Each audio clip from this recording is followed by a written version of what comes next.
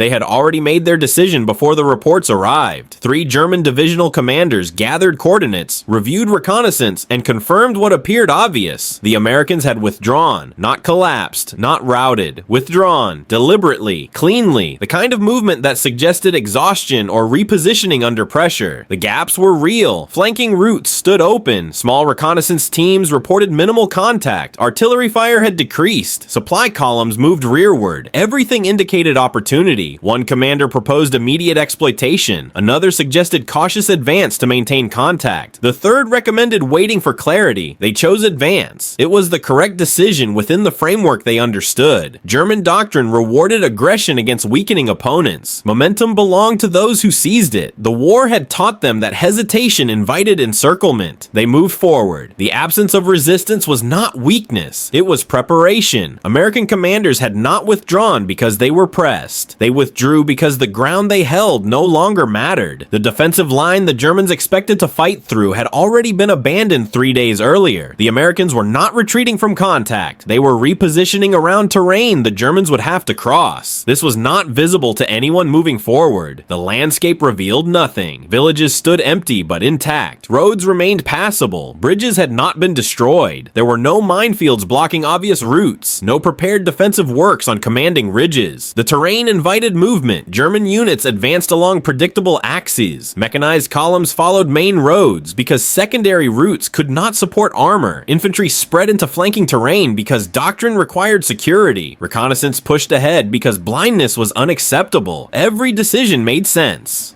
Every movement followed logic shaped by 2 decades of operational experience. The Americans watched. They did not watch from observation posts or forward positions. They watched through absence, through the routes chosen, through the speed of advance, through the intervals between units, through where artillery was positioned and where it was not. Each German movement transmitted information about intention, capability, and assumption. American artillery remained silent, not because it lacked targets, because firing would reveal position and invite counter-battery response. Silence preserved optionality. German commanders interpreted this as weakness or withdrawal. It was neither. It was patience structured into doctrine. The German advance continued for 2 days. Units reported light contact. Resistance appeared fragmented. Small American detachments fired briefly, then withdrew. Roadblocks delayed but did not stop movement. Minefields were shallow and quickly cleared. Everything suggested an enemy in disarray. German logistics began extending. Supply trucks moved forward along roads now deeper into contested terrain. Ammunition stocks shifted from depot to forward distribution points. Fuel consumption increased as mechanized units maintained operational tempo. Medical units displaced forward to support expected casualties. Engineers prepared to repair infrastructure behind the advance.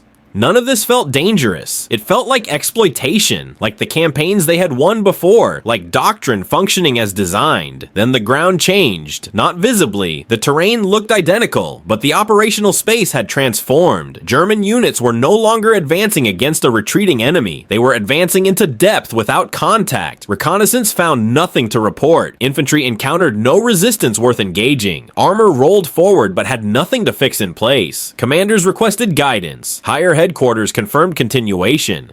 The Americans were clearly falling back toward a stronger position. Pursuit remained correct, but something had shifted in the texture of the advance. Units were moving faster than they had intended, not because they chose acceleration, because there was nothing slowing them down. Supply lines stretched, not catastrophically, not even unusually by Eastern Front standards, but they stretched into terrain the Germans did not control and could not secure with available forces. Trucks moved through areas reconnaissance had cleared hours earlier but had not garrisoned. Security detachments covered roads but could not cover the ground between roads. American forces reappeared, not in front, along the sides. Small units engaged supply columns, then withdrew before response arrived. Ambushes lasted minutes. Casualties remained modest, but fuel trucks burned. Ammunition convoys scattered. Medical vehicles were destroyed. The attacks were too brief for counteraction, but too frequent for dismissal. German commanders recognized interdiction. They had used it themselves. The solution was straightforward. Increase increase security, consolidate routes, establish protected corridors. This required forces currently committed to the advance. Pulling units back for security meant slowing momentum. Slowing momentum meant surrendering initiative. They chose to maintain tempo. It was the logical choice. The Americans were clearly attempting to delay rather than defend. Interdiction confirmed that direct engagement was being avoided. Therefore, the enemy remained vulnerable to pursuit. Therefore, the advance should continue. But now reserves were being used for security. Units that should have been available for exploitation were instead protecting logistics. The operational margin was narrowing, not collapsing, narrowing. Reconnaissance reported American positions ahead. Finally, concrete defensive works, occupied terrain, artillery preparation zones. The enemy was preparing to stand. German commanders felt relief. A positional defense could be fixed, flanked, and penetrated. This was familiar. This was manageable. They prepared for engagement. American positions were stronger than anticipated. Not impregnable, not overwhelming, just deeper, more redundant, better integrated with terrain. Artillery fire was heavier and more accurate than expected. Counterattacks came from unexpected angles. Small penetrations were contained quickly. The Americans were fighting, but not breaking. German commanders committed reserves, not recklessly, methodically, the way doctrine instructed. Reinforce success, widen penetration, maintain pressure, standard procedure. But the reserves that moved forward were reserves that had existed 4 days earlier. New reserves were not arriving. Higher headquarters had none to send. The operational depth that had existed at the start of the advance had been consumed maintaining the advance. Then American artillery shifted targets, not to frontline positions, to roads behind German forward units, not interdiction fire, preparation fire, sustained, organized, the kind of fire that preceded movement. German commanders understood immediately the Americans were preparing counterattack against overextended German positions, against lengthened supply lines, against dispersed security forces. The trap was not an encirclement, it was exposure. They attempted to disengage, to pull back to defensible positions, to consolidate before American pressure arrived. But disengagement under pressure required coordination that lengthened supply lines could not support. Units received orders late, movements conflicted, columns jammed roads needed for withdrawal. American forces did not pursue aggressively. They did not need to. They advanced methodically into space German forces were already abandoning. They occupied ground at walking pace because running was unnecessary. The Germans were leaving not because they were pushed, but because staying had become unsustainable. Counterattacks were attempted. Local commanders tried to regain initiative through localized offensive action. Armor struck at American positions. Infantry attempted infiltration. Artillery provided support. The attacks were competent. They were simply irrelevant. They struck positions the Americans could afford to lose because those positions had already served their purpose, forcing German commitment. Within 6 days, the German advance had reversed. Not through dramatic battle, not through encirclement, through exhaustion of operational possibility. Supply could not match dispersion. Reserves could not restore depth. Initiative could not be regained because it had never truly been held. The Americans had not defeated German commanders through superior tactics. They had structured conditions where German tactical competence became operationally irrelevant. Every German decision had been correct within the logic that governed German operations. That logic assumed the enemy operated under similar constraints: limited depth, centralized command, symmetrical logistics. The Americans did not operate under those constraints. Their logistics reached deeper. Their command structure accepted slower decision cycles because their doctrine did not require immediate response. Their defensive depth allowed positional loss without operational crisis. They could trade space the Germans needed to gain for time the Germans could not afford to lose. This was not brilliant improvisation. It was systematic application of industrial warfare doctrine against an opponent whose doctrine had been shaped by different circumstances. The Germans had learned to win through speed and concentration because their strategic position demanded quick victory. The Americans had learned to win through depth and patience because their strategic position permitted methodical approach.